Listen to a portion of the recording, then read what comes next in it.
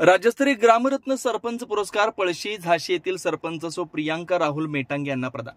लोणावळा इथं अखिल भारतीय सरपंच परिषद व जयंतराव पाटील मित्रमंडळ कुरुड यांच्या संयुक्त विद्यमाने ग्रामरत्न सरपंच पुरस्कार सोहळा आयोजित करण्यात आला होता।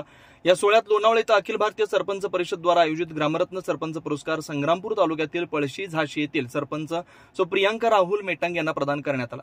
या कार्यक्रमाला रयत शिक्षण संस्थेचे अध्यक्ष यशदाचे माजी महासंचालक तथा माजी विभागीय आयुक्त चंद्रकांत दळवी, प्रसिद्ध इतिहास संशोधक श्रीमंत कोकाटे, अखिल भारतीय सरपंच परिषदेचे अध्यक्ष जयंत पाटील, उपाध्यक्ष शशिकांत मोरे, अखिल भारतीय सरपंच परिषद राज्य कार्यकारिणी सदस्य संजय कांबळे, अखिल भारतीय सरपंच परिषद पुणे महिला जिल्हा प्रमुख उज्ज्वला गोकुळे, अखिल भारतीय सरपंच परिषद उत्तर पुणे जिल्हा प्रमुख बापूसाहेब काळे व इतर मान्यवरांच्या उपस्थितीत हा कार्यक्रम पार पडला।